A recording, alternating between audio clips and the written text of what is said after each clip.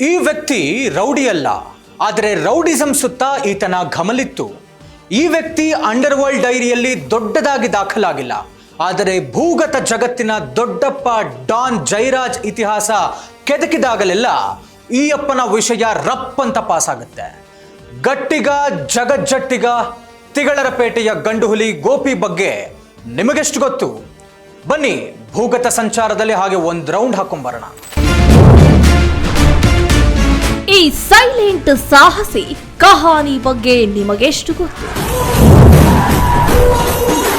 Rowdyism ಲೋಕದ ಎಲೆಮರೆ ಕಾಯಿಯೊಳಗಿನ ಮುತ್ತು.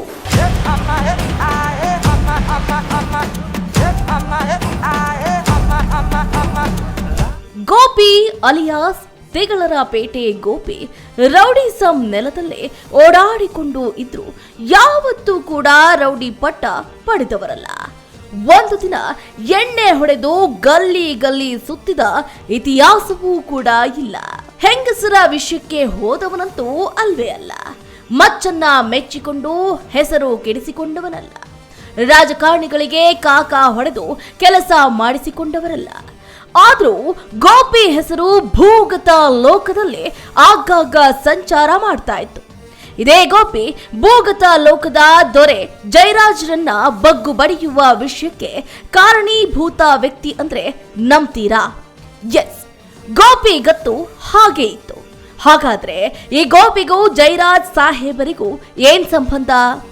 ಅವರಿಗೆ ಇವರು ಲಿಂಕ್ ಆಗಿದ್ದು ಹೇಗೆ?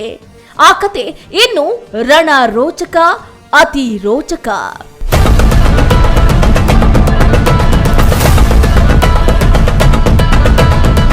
ಜೈರಾಜ್ ಹಾಗೂ ಗೋಪಿಯ ತಮ್ಮ ಕಾಂತರಾಜು ಒಂದೇ ಗಲ್ಲಿಯಲ್ಲಿ ಗೋಲಿ ಆಡ್ಕೊಂಡು ಬೆಳೆದವರು. ಸಮಾನ ವಯಸ್ಕರಾಗಿದ್ದ ಜೈರಾಜ್ ಮತ್ತು ಕಾಂತರಾಜು ಕುಚಿಕು ಗೆಳೆಯರಾಗಿದ್ರು. ಗೋಪಿಯ ಕೇರ್ ಆಫ್ ಆಗಿದ್ದ ತಿಗಳರಪೇಟೆ ಅಂದ್ರೆ ಅದು ದೊಡ್ಡ ದೊಡ್ಡ ರಸ್ತೆಗಳಿಂದ ಕೂಡಿದ ಜಾಗವೇನಲ್ಲ. ಸಣ್ಣದಾದ ರಸ್ತೆಗಳಿಂದ ಕೂಡಿದ ತಿಗಳರಪೇಟೆಯಲ್ಲಿ ಜೈರಾಜ್ ಹಾಗೆ ಕಾಂತರಾಜು ಹೆಗಲ ಮೇಲೆ ಕೈ ಹಾಕಿಕೊಂಡೇ ಓಡಾಡ್ತಿದ್ರು.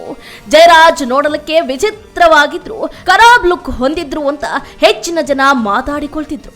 ಆದ್ರೆ ತಿಗಳರಪೇಟೆ ಗೋಪಿ ನೋಡಿದ ಜೈರಾಜ್ ವರ್ಷನ್ನೇ ಬೇರೆ ಇತ್ತು. ಸುರಸುಂದರಾಂಗ ಸ್ಫುರದ್ರೂಪಿಯೇ ಆಗಿದ್ರು ಅನ್ನುವ ಗೋಪಿಯ ಈ ಸ್ಟೇಟ್ಮೆಂಟ್ ತುಂಬಾ ಜನಕ್ಕೆ ಅಚ್ಚರಿಯನ್ನ ಮೂಡಿಸಿತ್ತು.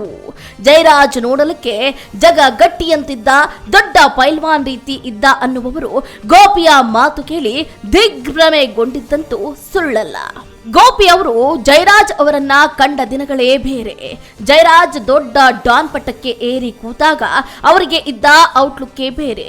ಓ ಸಪರೇಟ್ ಎ ಸಪರೇಟ್ ಅನ್ನುವಂತೆ ಗೋಪಿ ಅವರು ಜೈರಾಜ್ ಅವರನ್ನ ಕಂಡಿದ್ದು ಆ ದಿನಗಳಲ್ಲಿ, ಐ ಮೀನ್ ಯಂಗರ್ ದಿನಗಳಲ್ಲಿ, ಸಹೋದರ ಕಾಂತರಾಜ್ ಜೊತೆ ಓಡಾಡಿಕೊಂಡಿದ್ದ ದಿನಗಳಲ್ಲಿ. ಜೈರಾಜ್ ಬಗ್ಗೆ ಹೆಚ್ಚಿನ ಮಾಹಿತಿ ಹೊಂದಿದ್ದ ತಿಗಳರಪೇಟೆ ಗೋಪಿ ಗೆಳೆಯಾತಿ ಗೆಳೆಯನ ತಮ್ಮನಾಗಿದ್ದ ಗೋಪಿ ಮುಂದೊಂದು ದಿನ ಜೈರಾಜ್ ಅಂತ್ಯಕ್ಕೆ ಮುಂದಾದ್ರು ಯಾಕೆ? ಈ $1 ಮಿಲಿಯನ್ ಪ್ರಶ್ನೆಗೆ ಉತ್ತರ ಹುಡುಕ್ತಾ ಹೋಗೋಣ ಬನ್ನಿ. ತಿಗಳರಪೇಟೆ ಗೋಪಿಯದ್ದು ಗರಡಿ ಬಾಡಿ. ಆದ್ರೆ ಗೋಪಿ ಯಾವತ್ತೂ ಆಗಿರ್ಲಿಲ್ಲ ಕೇಡಿ. ಅತ್ಯಂತ ಫಿಟ್ ಅಂಡ್ ಫೈನ್ ಆಗಿದ್ದ ಗೋಪಿ ದೊಡ್ಡ ಫುಟ್ಬಾಲ್ ಪ್ಲೇಯರ್. ಒಂದು ಸಾರಿ ದಂಡ ಹೊಡೆಯೋದಕ್ಕೆ ನಿಂತ್ರೆ 1000 ಕೌಂಟ್ ಫೇಕ್ಸ್.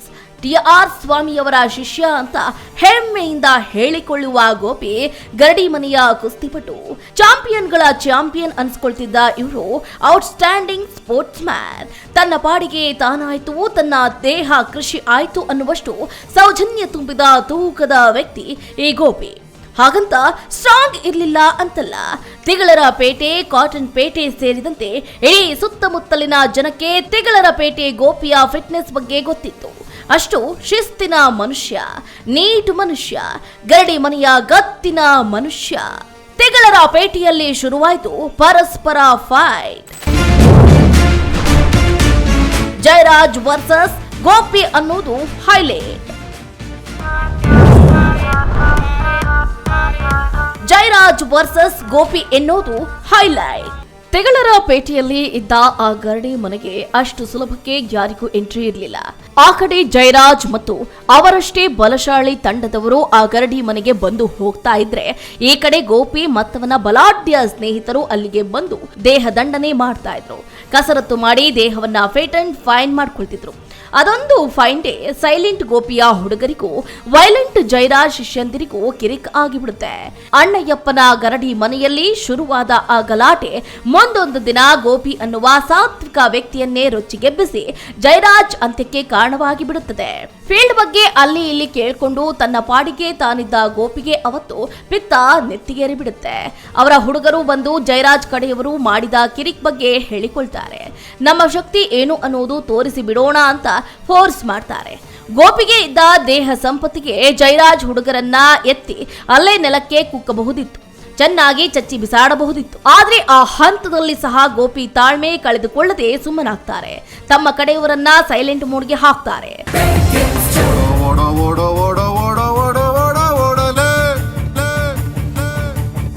ಏನೇ ಆದ್ರೂ ಗೋಪಿ ಮತ್ತು ಫ್ರೆಂಡ್ಸ್ಗೆ ಅವತ್ತು ತಿಂದ ಬಿಟ್ಟಿ ಏಟು ಸದಾ ಬೆನ್ನಿಗೆ ಬಿದ್ದ ಬೇತಾಳದಂತೆ ಕಾಡ್ತಾ ಇರುತ್ತದೆ. ತನ್ನ ಶಿಷ್ಯಂದಿರ ಕಿರಿಕಿರಿ ರೋದನೆ ತಾಳಲಾರದೆ ಜಯರಾಜ್ ಹತ್ತಿರ ಒಂದು ಸೆಟ್ಟಿಂಗ್ ಹಾಕಿ ಅವತ್ತು ಆದ ಗಲಾಟೆ ಬಗ್ಗೆ ಕ್ಲಾರಿಟಿ ಕೇಳೋಣ ಅಂತ ಅವರ ಪತ್ರಿಕೆಯ ಆಫೀಸ್ಗೆ ಹೋಗ್ತಾರೆ. ಆದ್ರೆ ಅವತ್ತು ಜಯರಾಜ್ ಹುಡುಗರು ಅಣ್ಣ ಇಲ್ಲ, ಇವತ್ತು ಸಿಗಲ್ಲ ಅಂತ ಹೇಳಿ ವಾಪಸ್ ಕಳಿಸ್ತಾರೆ. ಇಷ್ಟಕ್ಕೆ ಮ್ಯಾಟ್ರು ಮುಗ್ದೋಗಿದ್ರೆ ಅದು ದೊಡ್ಡ ಮ್ಯಾಟರ್ ಆಗಿ ಬದಲಾಗ್ತಾ ಇರ್ಲಿಲ್ಲ. ನಂತರ ಜಯರಾಜ್ ಹುಡುಗರು ಗೋಪಿ ಕಡೆಯವರು ಬಂದು ಹೋದ ವಿಷಯವನ್ನ ಬೇರೆ ರೀತಿಯಲ್ಲಿ ಬಿಂಬಿಸಿ ಬಿಡ್ತಾರೆ. ಗೋಪಿ ಕಡೆಯವರಿಗೆ ಜಯರಾಜ್ ಹುಡುಗರಿಗೆ ಆದ ಗಲಾಟೆ ಬಗ್ಗೆ ವಿವರಿಸ್ತಾರೆ. ಗೋಪಿ ತಂಡ ಬಂದು ಹೋಗಿರುವ ವಿಷಯಕ್ಕೆ ಇನ್ನಷ್ಟು ಉಪ್ಪು ಖಾರ ಸೇರಿಸಿ ರಾಂಗ್ ಕನ್ವೆ ಮಾಡಿ ಕೊನೆಗೊಂದು ದಿನ ಅದು ಜಯರಾಜ್ ತಲೆಗೆ ಕುತ್ತು ಬರುವಂತೆ ಮಾಡೇ ಬಿಡ್ತಾರೆ. ಇದಾದ ನಂತರ ಸುಖ ಸುಮ್ಮನೆ ಅನುಮಾನಾಸ್ಪದವಾಗಿ ಗೋಪಿ ಹುಡುಗರು ಓಡಾಡ್ತಿದ್ರೆ ಕ್ರಿಕೆಟ್ ಬ್ಯಾಟ್ನೆಲ್ಲ ಇಟ್ಕೊಂಡು ತಿರುಗ್ತಾ ಇದ್ದಾರೆ.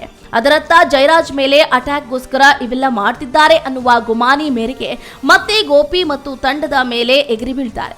ಆ ಸಮಯದಲ್ಲಿ ಜಯರಾಜ್ಗೆ ಚೆನ್ನಾಗಿ ಏಟು ಬೀಳುತ್ತೆ. ಆತ ಗಟ್ಟುಮುಟ್ಟಾದ ದೇಹಿಯಾದ ಕಾರಣ ಆಸ್ಪತ್ರೆಗೆ ಸೇರಿ ಡಿಸ್ಚಾರ್ಜ್ ಆಗಿ ಬಿಡ್ತಾರೆ. ಇತ್ತ ಜಯರಾಜ್ ಮೇಲೆ ಅಟ್ಯಾಕ್ ಆಯ್ತಂತೆ ಅನ್ನುವ ಸುದ್ದಿ ಬಜರ್ ಆಗಿ ಬಿಡುತ್ತದೆ.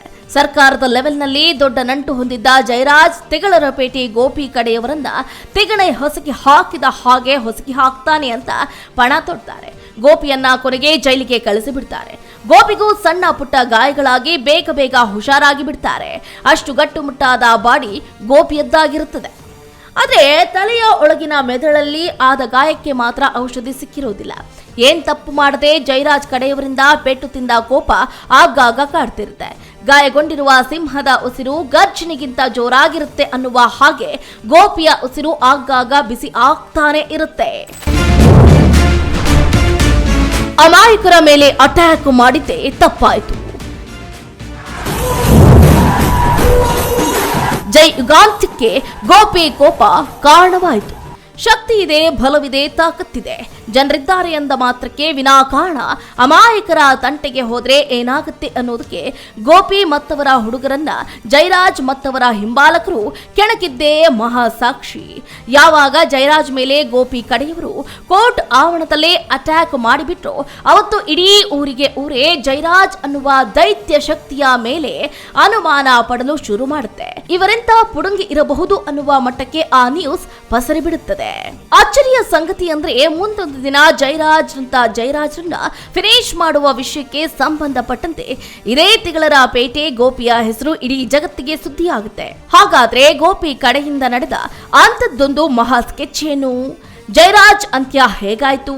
ಅದರಲ್ಲಿ ಗೋಪಿಯವರ ಕೈವಾಡ ಏನಿತ್ತು? ಇವೆಲ್ಲವನ್ನ ಹೇಳೋದಕ್ಕೆ ಇನ್ನೊಂದು ಎಪಿಸೋಡ್ ಬೇಕು. ವಿನಾಯಕರಾಮ್ ಕಲಗಾರು, ಸ್ಪೀಡ್ ಪ್ಲಸ್ ಕರ್ನಾಟಕ, ಬೆಂಗಳೂರು. ನೋಡಿದ್ರಲ್ಲ, ತಿಗಳರಪೇಟೆ ಗೋಪಿ ಎಂಥ ಪಾಪದ ಮನುಷ್ಯ.